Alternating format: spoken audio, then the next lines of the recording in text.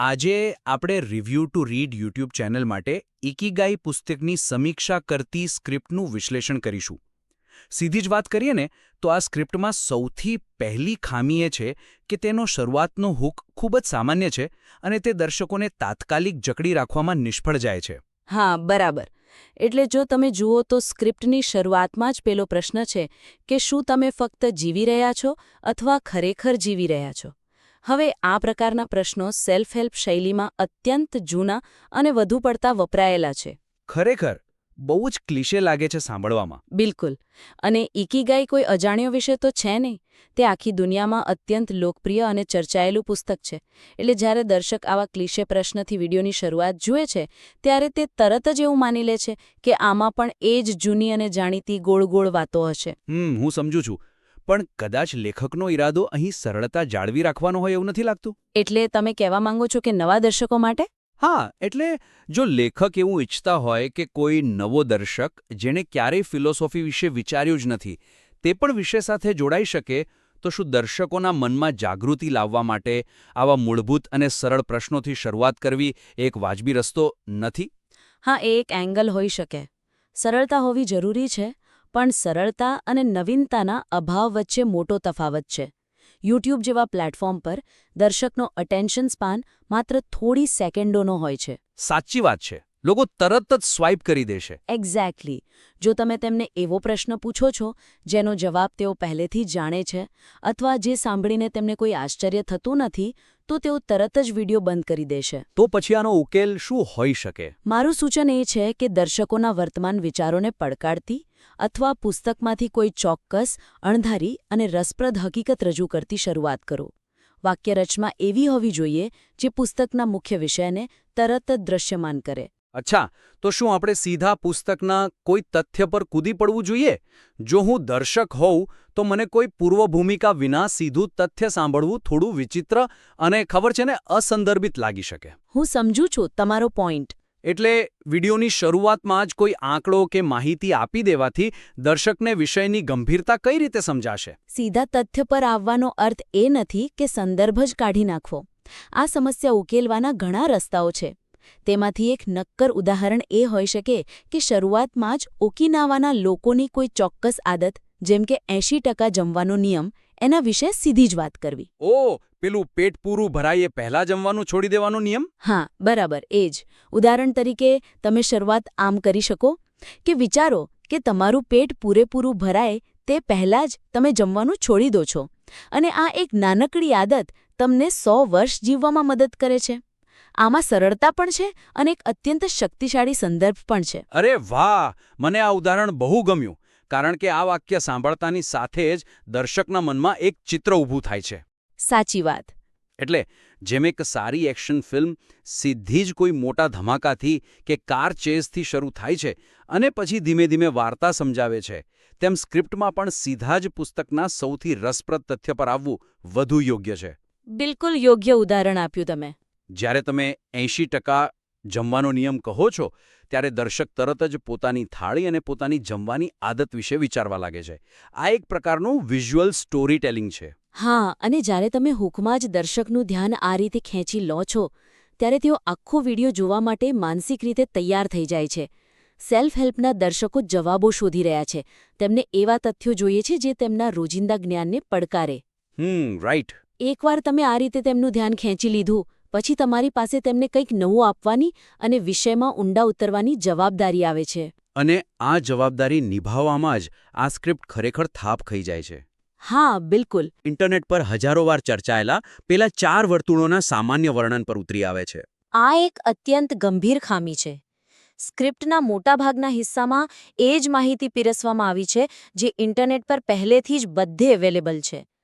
જો તમે ગૂગલ પર માત્ર ઇકીગાઈ સર્ચ કરો છો તો સેકન્ડોમાં આ 4 વર્તુળોની આકૃતિઓ તમારી સામે આવી જાય છે. હા, પેલું વેન ડાયાગ્રામ જેવું, રાઈટ? હા, એ જ.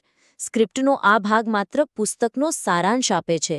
એક સમીક્ષા તરીકે જે મજબૂત અભિપ્રાય અથવા વિવેચનાત્મક વિચારસરણી હોવી જોઈએ તેનો અહીં સંપૂર્ણપણે અભાવ છે. એટલે માત્ર માહિતી આપવી પૂરતી નથી એમને? બરાબર. સમીક્ષાનો અર્થ માત્ર પુસ્તકમાં શું લખ્યું છે તે કહેવાનો નથી, પરંતુ તે માહિતી કેટલી મૂલ્યવાન છે તે ચકાસવાનો છે. પણ જુઓ, સમીક્ષકનું કામ પુસ્તકનો પરિચય આપવાનું પણ હોય છે ને. જો કોઈ દર્શક પહેલીવાર ઇકીગાઈ વિશે સાંભળી રહ્યો હોય અને તેને આ 4 વર્તુળો વિશે કંઈ જ ખબર ન હોય, તો શું તેને આ સિદ્ધાંત સમજાવવો જરૂરી નથી? હા, બેઝિક આઈડિયા તો આપવો પડે. રાઈટ. શું આપણે એવું માની લઈએ કે આપણો દરેક દર્શક આ પુસ્તક વાંચીને જ આવ્યો છે? ના, હું એવું નથી કહેતી. પરિચય આપવો ચોક્કસ જરૂરી છે, પરંતુ પ્રશ્ન એ છે કે તમે તે પરિચય પાછળ સ્ક્રિપ્ટનો કેટલો સમય ખર્ચો છો અને તેને કયા એંગલથી રજૂ કરો છો. અચ્છા, તો પછી આનો બેટર એપ્રોચ શું હોઈ શકે? મારું સૂચન છે કે પુસ્તક શું કહે છે તેના પરથી ધ્યાન હટાવીને આધુનિક જીવનમાં આ સિદ્ધાંતો કેવી રીતે લાગુ પાડી શકાય તેના પર કેન્દ્રિત કરો. સ્ક્રિપ્ટના અંતમાં લેખકે પોતે જ એક ખામી બતાવી છે કે આ પુસ્તક વ્યવહારુ નથી, તો પછી આ મુદ્દાને માત્ર અંતમાં જ શા માટે રાખવો? સાચી વાત છે. તેને સિદ્ધિ પહેલા 4 વર્તુળોના સિદ્ધાંત સાથે જોડીને ઊંડાણપૂર્વક ચર્ચા કેમ ન કરવી? હા, આ ભાગમાં મને ખરેખર જે ગમે છે તે એ છે કે લેખક પાસે પુસ્તકની મર્યાદાઓ જોવાની દ્રષ્ટિ છે, પરંતુ તેમણે તે દ્રષ્ટિનો પૂરતો ઉપયોગ કર્યો નથી. જો આપણે તેને આધુનિક સમય સાથે જોડવાની વાત કરીએ તો આને સુધારવા માટે એક નક્કર ઉદાહરણ એ હોઈ શકે કે દર્શકોને સીધો પ્રશ્ન કરવામાં આવે. કેવો પ્રશ્ન? ઉદાહરણ તરીકે, આજના સ્પર્ધાત્મક સમયમાં જ્યાં આર્ટિફિશિયલ ઇન્ટેલિજન્સ નોકરીઓ છીનવી રહ્યું છે અને બજારમાં રોજ નવા ફેરફારો થઈ રહ્યા છે, ત્યાં દુનિયાની જરૂરિયાત પૂરી કરતી વખતે સારા પૈસા કમાવવા અને પોતાની ગમતી વસ્તુ કરવી કેટલી વાસ્તવિક છે. વાહ! આ ઉદાહરણ સ્ક્રિપ્ટના સમગ્ર પરિપ્રેક્ષ્યને બદલી નાખે છે. આ રીતે પુસ્તકની ફિલસૂફી અને વાસ્તવિકતા વચ્ચેના તફાવતને એક જીવંત ચર્ચાનો વિષય બનાવી શકાય. હા, કારણ કે દર્શક રિલેટ કરી શકે આનાથી. બિલકુલ.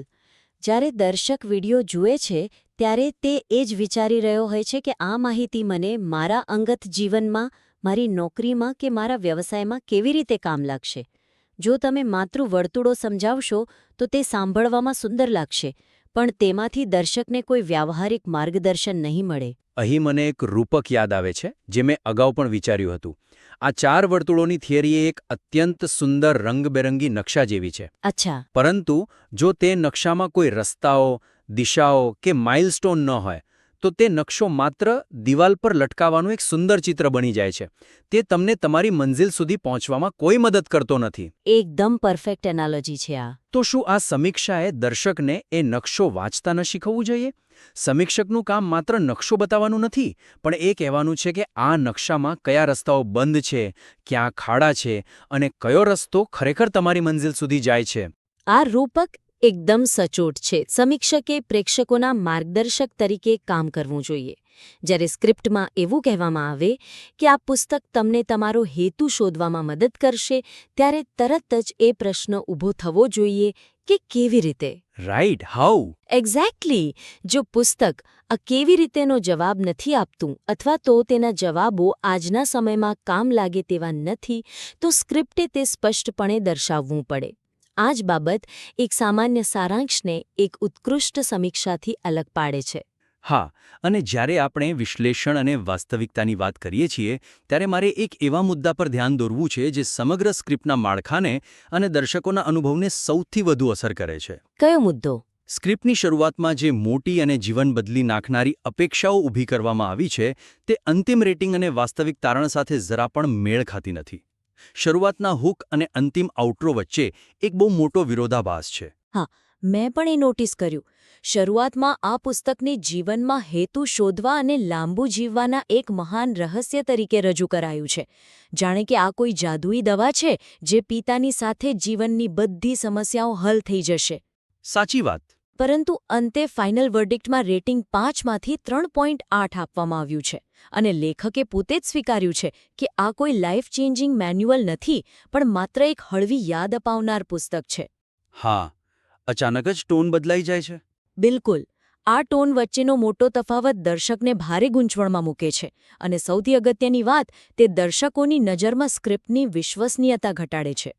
પણ શું 3.8 રેટિંગ આપવું એ રિવ્યૂને વધુ ઓથેન્ટિક અને વાસ્તવિક નથી બનાવતું? એ કેવી રીતે?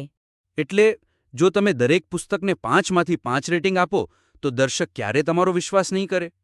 મને લાગે છે કે લેખકનો ઈરાદો અંતમાં સંપૂર્ણ પ્રામાણિકતા બતાવવાનો હતો અને કોઈપણ પુસ્તક સંપૂર્ણ નથી હોતું, તેથી આવું રેટિંગ આપવું એક તાર્કિક નિર્ણય છે. ભરી ગેરંટી અને અંતના સાધારણ રેટિંગ વચ્ચેના અંતર સામે છે. અચ્છા, એટલે બેટ એન્ડ સ્વિચ જેવું. હા, જ્યારે તમે શરૂઆતમાં આકાશ બતાવો છો અને અંતે જમીન પર લાવી દો છો ત્યારે દર્શક છેતરાયાની લાગણી અનુભવે છે. મારું સૂચન છે કે આખી સ્ક્રિપ્ટમાં એક સમાન અને વાસ્તવિક ટોન જાળવી રાખો. Got it. જો તમારું અંતિમ તારણ એવું છે કે આ પુસ્તક કોઈ જાદુઈ છડી નથી પણ માત્ર એક સાદી યાદ અપાવે છે, તો પછી શરૂઆતથી જ તેને એ જ વાસ્તવિકતા અને સંતુલન સાથે રજૂ કરો. તો આને સુધારવા માટે સ્ક્રિપ્ટનું માળખું એ રીતે બદલી શકાય કે હુક પોતે જ એક રિયાલિટી ચેક હોય. હા, એ બહુ જ સરસ આઈડિયા છે. દાખલા તરીકે તમે કહી શકો કે શું કોઈ એક નાનકડું પુસ્તક ખરેખર તમારું આખું જીવન બદલી શકે છે? કે પછી તે માત્ર તમને આજના દોડધામ ભરેલા જીવનમાં થોડી શાંતિ રાખવાની એક હળવી યાદ અપાવે છે? ચાલો ઇકિગાઈની વાસ્તવિકતા ચકાસીએ. એક્ઝેક્ટલી. આ રીતે જોતા તમારી શરૂઆત અને તમારો અંત એક સમાન વિચારધારા પર રહેશે. આ અભિગમ ખૂબ જ શક્તિશાળી છે અને તે સીધો દર્શકોના મન સાથે જોડાય છે, કારણ કે દર્શકો પણ એટલા જ સમજદાર છે કે કોઈ એક પુસ્તક રાતોરાત જાદુ કરી શકતું નથી. બિલકુલ. જ્યારે તમે શરૂઆતથી જ આ પ્રામાણિકતા દર્શાવો છો ત્યારે તેઓ તમારી સમીક્ષા પર વધુ ધ્યાન આપે છે. તેઓ સમજે છે કે આ સમીક્ષક માત્ર પુસ્તકના વખાણ કરવા નથી આવ્યો, પરંતુ તેનું સાચું મૂલ્યાંકન કરવા આવ્યું છે. પણ અહીં એક પ્રેક્ટિકલ પડકાર છે. આમ જુઓ તો. કેવો પડકાર? સોર્સ મટીરિયલમાં લેખકે ઉલ્લેખ કર્યો છે કે તેઓ આને યુટ્યુબના વાયરલ ફોર્મેટમાં બનાવી રહ્યા છે. આપણે જાણીએ છીએ કે યુટ્યુબનો અલ્ગોરિધમ ક્લિક્સ પર ચાલે છે. શું આવા સ્પર્ધાત્મક માહોલમાં શરૂઆતમાં થોડી અતિશયોક્તિ કરવી ખરેખર જરૂરી નથી? હા, યુટ્યુબ પર ક્લિક્સ જરૂરી છે, એ તો છે. જો આપણે હુકને એકદમ વાસ્તવિક અને સાદો બનાવી દઈશું તો શું લોકો વિડિયો પર ક્લિક કરશે ખરા? વાયરલ ફોર્મેટ ચોક્કસપણે આકર્ષણ માંગે છે, પરંતુ આકર્ષણનો અર્થ અવાસ્તવિક દાવાઓ કરવો એવો થતો નથી. પેલી બેટ એન્ડ સ્વિચની રમત, જ્યાં તમે થંબનેલ કે હુકમાં કંઈક અલગ બતાવો અને વિડીયોમાં કંઈક અલગ જ નીકળે, તે ટૂંકા ગાળા માટે કામ કરી શકે, પણ લાંબા ગાળે તે ચેનલને નુકસાન પહોંચાડે છે. સાચી વાત. વિશ્વાસ તૂટી જાય છે. તમે રિયાલિટી ચેકને પણ અત્યંત આકર્ષક અને ક્લિકેબલ બનાવી શકો છો. જો તમે કહો કે શું આ બેસ્ટ સેલર પુસ્તકે લાખો લોકોને માત્ર જૂની વાતોનું નવું પેકેજિંગ પકડાવી દીધું છે, તો આ પણ એક વાયરલ હુક બની શકે છે. અરે હા, આ સાંભળીને તો મને પણ ક્લિક કરવાનું મન થાય. રાઈટ. આ પ્રામાણિક પણ છે અને દર્શકોમાં કુતૂહલ પણ જગાડે છે. અને એકવાર દર્શકને લાગે કે તેની સાથે છેતરપિંડી થઈ છે, તો તે ચેનલનો આગામી વિડિયો જોવા ક્યારેય પાછો નહીં ફરે. દર્શકો હવે પહેલા કરતાં વધુ પારદર્શિતા માંગે છે. બિલકુલ. એક પ્રામાણિક અને સંતુલિત સમીક્ષા લાંબા ગાળે તમારી ચેનલ પર દર્શકોનો વધુ મજબૂત અને અતૂટ વિશ્વાસ ઊભો કરે છે. અંતે દર્શકનો વિશ્વાસ એ જ કોઈપણ ક્રિએટરની સૌથી મોટી મૂડી હોય છે. તદ્દન સાચી વાત છે. જ્યારે સ્ક્રિપ્ટમાં શરૂઆતથી અંત સુધી એક સુસંગતતા હોય છે, ત્યારે દર્શકને એક સંતોષકારક અનુભવ મળે છે. તેઓ એવું અનુભવે છે કે તેમનો સમય યોગ્ય જગ્યાએ રોકાયો છે અને તેમને કોઈ નવો વિચાર કે નવો દૃષ્ટિકોણ મળ્યો છે, જે તેઓ પુસ્તકનો માત્ર સારાંશ વાંચીને ક્યારેય મેળવી શક્યા નહોત. તો આ વિશ્લેષણાત્મક ચર્ચાને અંત તરફ લઈ જતા આપણે સ્ક્રિપ્ટને સુધારવા માટેના મુખ્ય તારણો પર નજર કરીએ. ચોક્કસ. પહેલું સૂચન એ છે કે સ્ક્રિપ્ટને વધુ પ્રભાવશાળી બનાવવા માટે શરૂઆતના હુકને ક્લિશેથી મુક્ત કરી વધુ ચોક્કસ અને આકર્ષક બનાવવો. સામાન્ય પ્રશ્નો પૂછવાને બદલે 80% જમવાના નિયમ જેવા ચોક્કસ અને દૃશ્યમાન ઉદાહરણોનો ઉપયોગ કરવો. હા, અને બીજું સૂચન એ છે કે પુસ્તકના 4 વર્તુળો જેવા જાણીતા સિદ્ધાંતોનું માત્ર વર્ણન કરવાને બદલે તેનો આધુનિક જીવનમાં વ્યવહારિક ઉપયોગ ચર્ચવો. આજના સમયમાં આ સિદ્ધાંતો કેટલા લાગુ પડે છે તે વિશે દર્શકોના મનમાં ઉદ્ભવતા પ્રશ્નોને સ્ક્રિપ્ટમાં સ્થાન આપવું. અને ત્રીજું મહત્વનું સૂચન એ છે કે સ્ક્રિપ્ટની શરૂઆતથી લઈને અંત સુધી એક સમાન અને વાસ્તવિક ટોન જાળવી રાખો. હુકમાં આપવામાં આવતા વચનો અને અંતિમ રેટિંગ વચ્ચે કોઈ મોટો વિરોધાભાસ ન હોવો જોઈએ. અમે શ્રોતાઓને પ્રોત્સાહિત કરીએ છીએ કે આ નક્કર સૂચનાઓ તેમની સ્ક્રિપ્ટમાં લાગુ કરે અને તેમના સુધારેલા કાર્યને ભવિષ્યમાં વધુ ઊંડાણપૂર્વકના વિશ્લેષણ અને માર્ગદર્શન માટે ફરીથી અમારી પાસે સબમિટ કરે. હા, કારણ કે સમીક્ષા લખવી એ માત્ર માહિતી આપવાનું કામ નથી, પરંતુ તે માહિતીનું વિશ્લેષણ કરી દર્શકને સાચો માર્ગ બતાવવાનું કામ છે. જ્યારે તમે આ જવાબદારી સમજીને સ્ક્રિપ્ટ લખો છો, ત્યારે તમારું કાર્ય ખરા અર્થમાં